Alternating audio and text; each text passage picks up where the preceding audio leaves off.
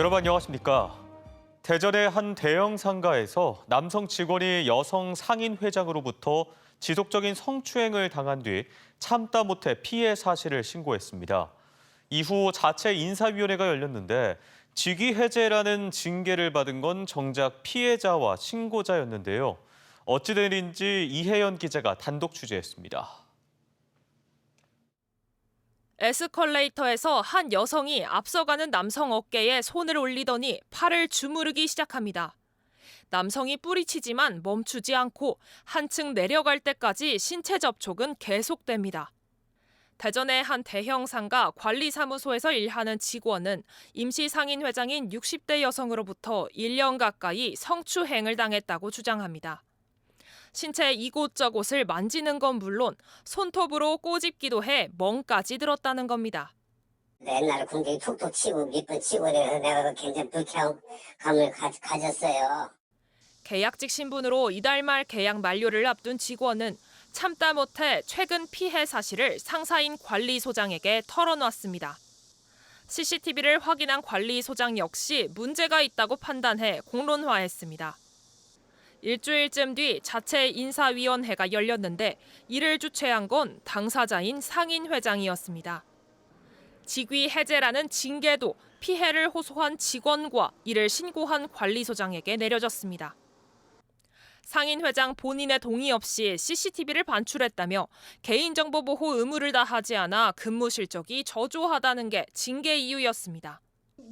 당장 내부에서도 우월적 지위를 남용한 보복성 징계라는 논란이 불거졌습니다. 약 33년이 되었는데 여지까지 지금까지 어떤 인사위원회를 구성된 적이 한 번도 없었고요. 만약에 인사위원회를 연다 그러면 본인 임시관리인 본인이 이렇게 친한 사람들로 구성을 할 게 아니라. 전문가들도 인사위원회 절차적 하자는 물론 신고에 따른 불이익 여부 등을 따져볼 필요가 있다고 말합니다. 성희롱에 대한 보복성 징계나 불이익은 형사처벌을 받을 수 있습니다. 대표가 직접 성희롱 행위자가 된다고 하면은 그것이 이제 객관적으로 조사되기가 힘들기 때문에 상인 회장은 신체 접촉이 있었다면 친근함의 표시였을 것이라고 주장하며 피해자가 재계약을 위해 관리소장과 꾸민 음모라고 반박했습니다. 사과는커녕 적반하장 같은 상황에 피해자는 결국 임시 상인 회장을 성추행 혐의로 경찰에 고소했습니다. MBC 뉴스 이혜현입니다. 충남의 한 고등학교에서 집단 성폭력과 폭행을 당했다는 피해 학생의 고소장이 접수돼 경찰이 수사에 나섰습니다. 가해 학생 7명은 지난 4월부터 지난달까지 피해 학생의 신체 일부를 만지고 때린 혐의 등을 받고 있으며 지난달 중순 학교에 학교폭력 신고가 접수돼 학급 분리 조치 등이 이뤄진 것으로 알려졌습니다. 전희경 충남연구원장의 부적절한 정치 행보에 대한 대전 MBC 보도와 관련해 충남 시민단체가 성명을 내고 정치 중립 약속을 저버리고 도민을 기만한 전희경 원장은 즉각 사퇴하라고 밝혔습니다. 또 전 원장이 인사청문회 당시 정치 중립성과 책임성을 약속하고도 당직을 유지한 채 의정부 지역구를 관리하기 위한 정치 활동을 계속해왔다며 충남도정 싱크탱크 수장이 아닌 정치인 전희경으로서의 정체성을 선택한 것이라고 비판했습니다. 지난주 개막한 대전 영시축제가 이번 주까지 이어지고 있습니다. 하지만 즐거워야 할 축제가 인근 주민들 사이에선 일상 침해라는 불만이 쏟아지고 있는데요. 밤마다 빛과 소음이 이어지면서 전쟁이 난 줄 알았다라는 말까지 나왔습니다. 이교선 기자가 취재했습니다. 지난 주말 밤 10시쯤 대전 영시축제장에서 800m 떨어진 선화동의 한 고층 아파트. 집안까지 침범한 빛에 눈부심이 이루 말할 수 없습니다. 가림막까지 뚫고 들어온 적색과 청색 빛도 번쩍이며 평온한 주말 밤을 회방 놓습니다. 눈이 아플 정도로 너무 심하게 반짝거려가지고 제보를 하게 된 거죠. 애기들이 거의 9시에는 자러 들어가는데 9시부터 번쩍번쩍 하니까 문제가 되죠. 대전 원도심을 관통하는 왕복 6차로를 열흘 넘게 통제하면서 생업에도 지장입니다. 하루 수백 개의 택배를 옮기는 택배기사와 배달 음식을 전하는 배달원은 1분 1초가 돈이지만 불편을 하소연할 곳도 없습니다. 우선은 길이 안 좋잖아요. 차를 앞에까지 댈 수 있는 거를 좀 들고 걷는 거? 솔직히 말씀드려 욕 나오죠. 왜냐면 저희 하나 픽업하러 가는데 15분이면 가야 되는 걸 20-30분 돌아서 가고 상점에서 욕먹고 음식값 물어주다 보니까. 정류장에서 우회버스 노선을 안내하는 자원봉사자들에겐 거친 항의가 일상입니다. 항의도 막 받고 그러시지 않으세요? 네, 하죠. 욕 같은 거 혹시? 네, 하죠. 다 해요. 축제 특수를 누려야 할 주변 상권도 상황이 다르지 않습니다. 대전시 집계로는 수십만 명이 찾았다지만 축제 기간 종업원을 휴가 보낼 정도입니다. 술집 이런 데 아니면 식당 이런 데는 조금 도움이 되겠죠. 왜 축제라는 게 술 먹고 노는 거는 되지만 일반적으로 상가들에게 활성화는 되지 않는다고. 대전시 게시판과 각종 SNS에는 영시축제로 인한 소음, 빛 공해와 교통통제에 대한 민원이 해마다 쏟아집니다. 집 앞에서 DJ 파티를 하는 듯하다, 전쟁 난 줄, 메인 도로를 열흘 넘게 막냐, 축제는 공터에서 등 따가운 지적이 잇따르고 있습니다. 일상을 지켜달라는 시민들의 질문이 응답 없이 맴도는 사이 대전시는 연일 축제 방문객 수를 홍보하고 있습니다. MBC 뉴스 이교선입니다. 대전시가 유성구 일원에 추진 중인 나노반도체 국가산단이 입주 수요 부족으로 좌초 위기에 놓인 가운데 민주당 대전시당이 대전시장에 사과를 촉구했습니다. 민주당에 따르면 대전시는 해당 산업단지 입주 수요가 300%에 달할 것으로 봤지만 한국개발연구원 분석 결과 10%에 불과해 대전시와 LH가 사업 중단 절차에 들어갔습니다. 앞서 대전시는 사업성 확보를 위해 산단의 면적을 크게 줄였지만 이전을 원하는 기업이 워낙 적고 공업용수의 공급도 쉽지 않았던 것으로 전해졌습니다. 한화이글스가 홈구장인 한화생명 볼파크의 장애인석 100여 석을 카펫으로 가리고 특별석으로 판매해 스포츠 윤리 위반 등의 논란이 커지고 있습니다. 대전시는 이 같은 불법 사실을 지난 4월 적발해 2차례 시정 명령을 내렸지만 구단 측이 제때 이행하지 않아 고발 조치를 검토 중인 것으로 알려졌습니다. 한편 현행법상 체육시설은 시설의 1%에 장애인 편의시설을 갖추도록 돼 있으며 한화 측은 빠른 시일 안에 원상복구할 방침입니다.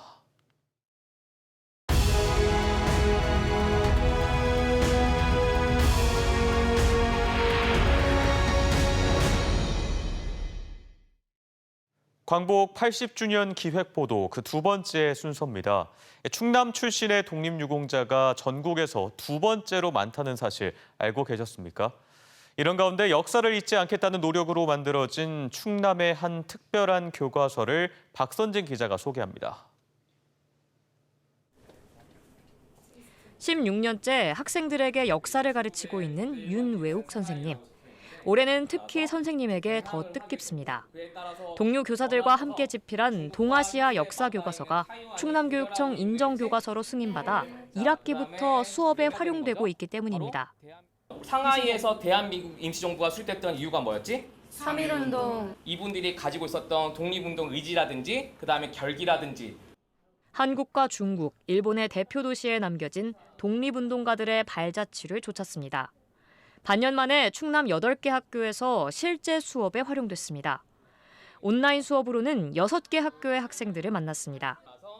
가장 중점을 둔 건 학생들의 관심에서 점점 멀어지고 있는 항일투쟁 등 우리의 역사를 흥미롭게 느끼도록 하는 것이었습니다.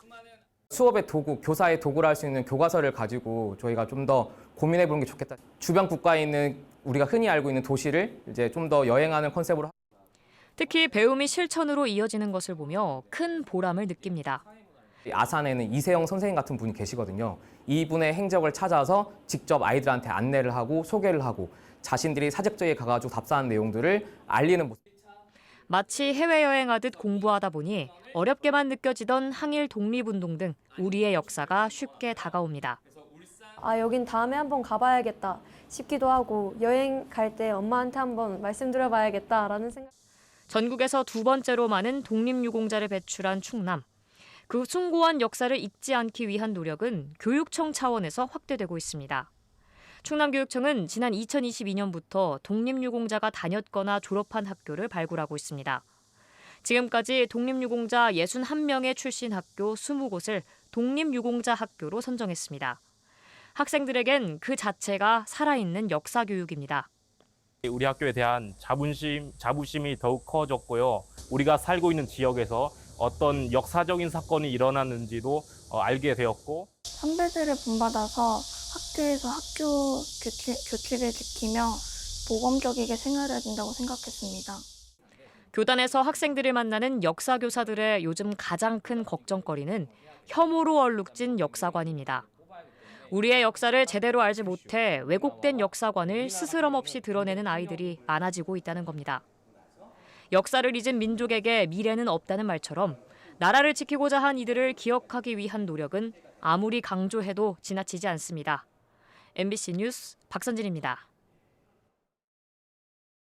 조국을 떠난 지 120년 만에 고국에 돌아오는 독립운동가 문양목 지사의 유해 봉환을 맞아 고향인 태안에서 환영음악회가 열렸습니다. 문양목 지사의 유해가 인천공항에 도착하는 시간에 맞춰 태안 종합실내체육관에서 열린 이번 음악회에서는 의장대와 군악대 공연, 의식 행사 등이 진행됐습니다.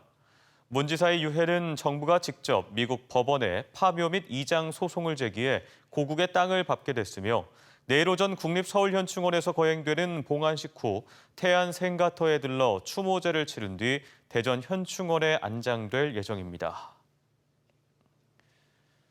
세종시의 독자적인 정책 연구기관인 세종평생교육 정책연구원 초대 원장에 내정된 권영결 후보자에 대한 인사청문회가 세종시 의회에서 진행됐습니다. 세종시 출범 이후 처음 열린 이번 인사청문회에서 권 후보자는 행정수도 완성을 위해 헌신하는 동시에 시민이 체감하는 정책과 대안을 제시하고 두 개 조직의 통합 과정에서 갈등을 최소화하겠다고 밝혔습니다. 한편 이 자리에서는 권 후보자가 규정에 없는 관사를 요구했다는 의혹이 나와 후보자가 지원을 요구하지 않겠다고 답변하기도 했습니다. 대낮에 대전 도심에서 전 여자친구를 살해한 26살 장재원이 미리 범행 도구를 검색해 구입했던 것으로 드러났습니다.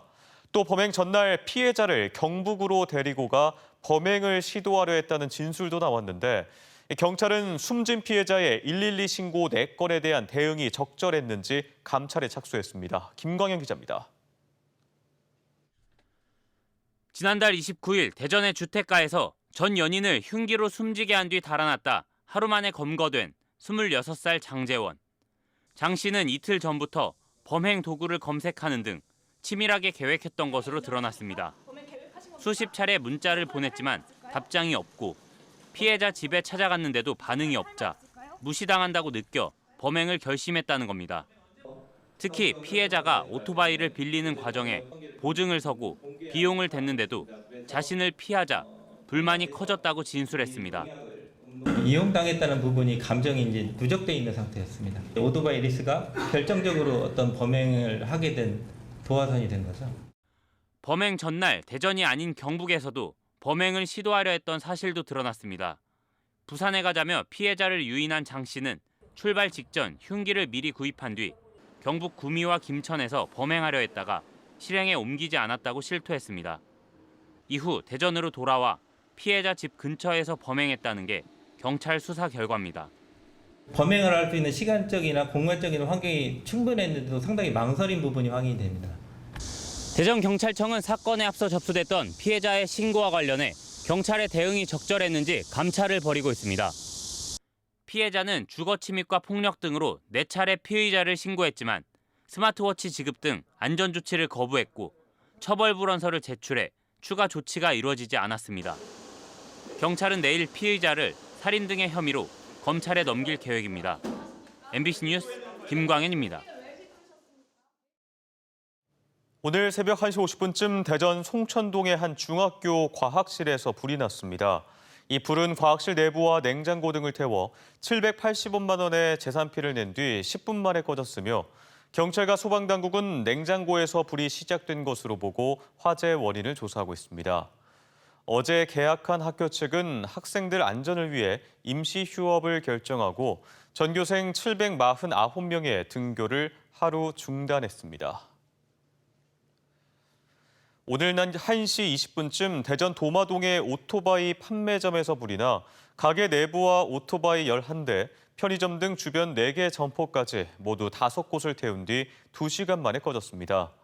이 불로 60대 오토바이 판매점 주인이 1도 화상을 입어 병원으로 옮겨졌고 경찰과 소방당국은 전기 오토바이를 충전하다 불이 났다는 진술을 토대로 정확한 화재 원인과 피해 규모 등을 조사하고 있습니다.